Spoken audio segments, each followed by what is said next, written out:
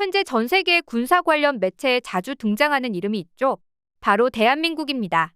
최근에 한국군을 보면 예전과는 달라진 위상에 수많은 사람들이 놀란다고 하는데요. 미국의 전략 시뮬레이션인 커맨드 앤 컨커에서도 연합국 소속으로 한국군을 등장시키며 러시아군과 전투를 벌이는 장면이 나오기도 했습니다. 흥미로운 것은 이때 한국군을 연합군 내에서 손꼽히는 전략을 가진 군대로 묘사하고 심지어 제3차 세계대전을 다루는 각종 전쟁 소설에서도 중국 또는 러시아 기갑 전력과 맞붙는 상대로 한국이 단독으로 나오는 내용이 나오기도 했습니다. 즉, 전 세계가 한국을 군사력 강국으로 인식하고 있다는 뜻인데요. 심지어 과거에는 군사 전문가들 사이에서도 조금만 있으면 한국이 군사력 순위에서 일본을 제치고 5위를 할 것이라는 평도 내리기도 했는데요. 얼마 전 이게 실현이 되었습니다. 2024 글로벌 파이어파워 보고서에 따르면 한국은 군사력 평가지수에서 0.1416점을 받아 조사 대상국 145개국 가운데 무려 5위를 차지한 것인데요. 군사력 평가지수는 0에 가까울수록 군사력이 강함을 뜻합니다. 이 글로벌 파이어파워 보고서에는 병력, 무기수, 경제력, 전시 동원 가능 인력, 국방 예산 등 60개 이상의 개별 항목 지표를 활용해 산출했는데요. 현재 1위는 미국, 2위는 러시아, 3, 4위는 중국과 인도가 그 뒤를 차지한 것이 바로 한국이었던 것이죠. 현재 6위는 영국, 7위를 차지한 것이 바로 일본이라고 합니다. 과거 2013년에는 9위, 2014년에는 7위, 2020년 6위를 거쳐 꾸준히 상승해온 결과 현재는 5위를 차지했다는 사실이 자랑스럽기만 한데요. 이처럼 현재 한국군의 위상이 엄청나게 달라지고 있습니다. 이런 상황 속에서 러시아와 우크라이나의 전투가 길어지고 있는 이때 해외 군사 포럼에서는 이런 이야기도 나왔습니다. 만약 우크라이나가 한국 정도의 전투력을 가지고 있었다면 러시아가 절대 침공할 수 없다는 이야기였죠. 여기에 추가적으로 만약 러시아와 한국이 전투를 한다면 대체 어떤 결과가 나타날 것인지에 대해 수많은 군사 전문가와 밀리터리 덕후들 사이에서 끊임없는 논쟁이 일어나고 있는데요. 이에 놀라운 답변이 들려와 많은 사람들의 시선이 집중되었다고 합니다. 무슨 일인지 자세히 알아보도록 하겠습니다. 수많은 군사 전문가들은 한국의 육군을 보며 거대하다고 표현하기도 하는데요. 그도 그럴 것이 한국은 거대한 규모의 육군을 가지고 있습니다. 2021년을 기준으로 보면 총병력 53만 명 중 39만 5천 명의 지상군 병력을 소유하고 있고 기갑전력 2,500문에 달하는 자주포가 중심인 포병 전력까지 그야말로 있을 건 다 있을 뿐 아니라 균형까지 잘 갖춰진 한국의 육군은 엄청난 전력을 보유하고 있습니다. 그래서일까요? 수많은 해외 군사 전문가들은 한국군을 극찬하곤 하는데요. 특히 한국은 자주포 기술이 세계 최고다. 3세대 전차가 무려 1,500대 이상이다. 해병대의 경우 미국 다음으로 가장 강력하다 등 여러 가지 이유를 들며 한국군의 위상을 드높이고 있었습니다. 그런데 여기에 그치지 않고 한국은 포병과 장거리 타격 무기에 어마어마한 예산을 투입하고 있었는데요. 천문학적인 예산이다 보니 북한군을 대비하는 것뿐만 아니라 중국, 러시아까지 대비하고 있는 게 아니냐는 얘기도 심심찮게 들려오고 있습니다. 즉, 한국군의 진짜 목적은 북한에 대한 대비를 넘어서서 그 다음 스텝까지도 멀리 보고 있다는 뜻이었죠. 그렇다 보니 전문가들 사이에서는 만약 대한민국 국군과 러시아가 전투를 하는데 만약 육군으로만 싸운다면 누가 이길지 예상해보는 것이 하나의 이야깃거리라는데요. 놀랍게도 수많은 사람들이 한국이 단기전뿐만 아니라 장기전까지도 잘 버틸 것이라는 의견이 대다수입니다. 만약 러시아가 육군에 몰빵한다고 해도 현재 한국의 육군을 상대로 이기기는 어려울 것이라는 거죠.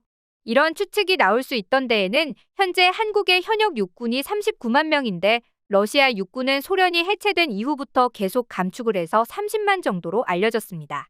게다가 러시아의 전차들은 구형인데 비해 한국은 항상 최신형 전차들을 무장하고 있죠. 그래서인지 한국은 러시아군에게 없는 3.5세대 전차도 250대나 넘게 있고 3세대 전차의 경우에도 한국군이 러시아보다 500대나 더 많습니다. 게다가 국방부 말고 포방부라고 불릴 정도로 포병 전력은 한국이 어마어마할 정도라 소련 시절부터 화력을 중시해온 러시아보다 대한민국 국군이 더 우세하다는 이야기도 있습니다. 그뿐만이 아닙니다. 대한민국 국군은 K9 자주곡사포와 A1을 가지고 있고 현 최고 성능이라는 155mm 이상급 자주포도 최다 운용 중이라는데요. 러시아군이 가지고 있는 것은 152mm의 자주포로 화력 측면에서도 한국이 러시아를 능가하고 있습니다.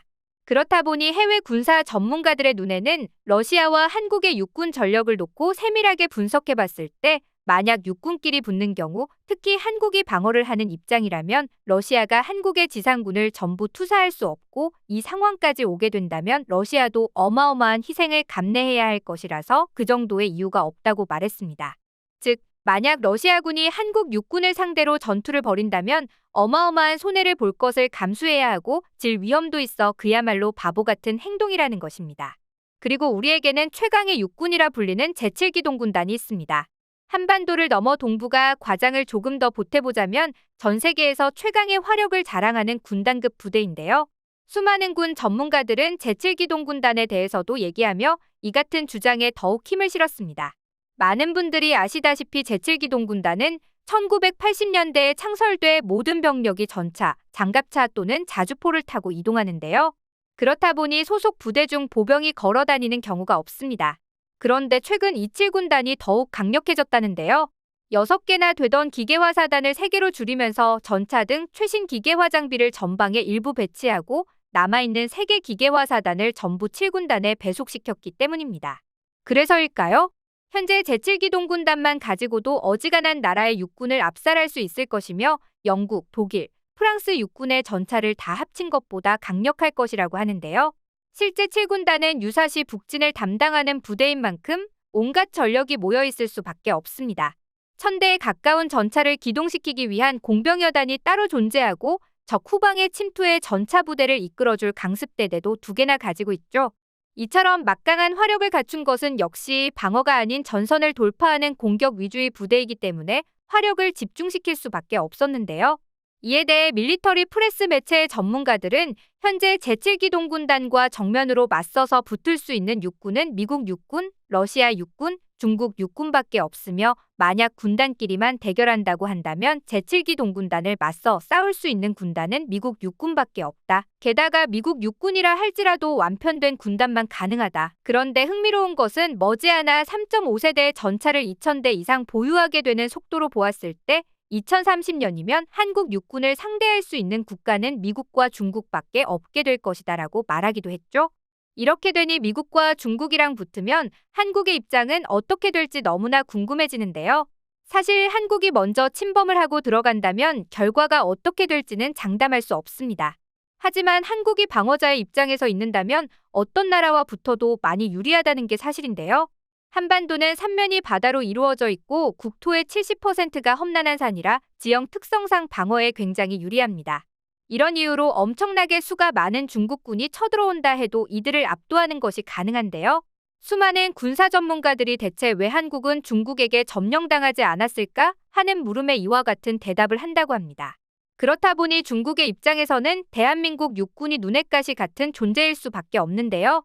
자신들이 침공한다고 해도 힘든 싸움이 될 게 뻔하고 자칫 잘못했다가는 되려 패배를 당할 수 있기 때문에 한국의 군사력 증강을 거슬려야 할 수밖에 없죠. 이런 중국의 마음을 아는지 모르는지 여전히 한국은 날이 갈수록 군사력에 있어 위상을 드높이고 있습니다. 앞으로도 대한민국의 군사력이 더욱 발전해 아무도 건들 수 없는 나라가 되길 바라며 오늘의 영상 마치겠습니다.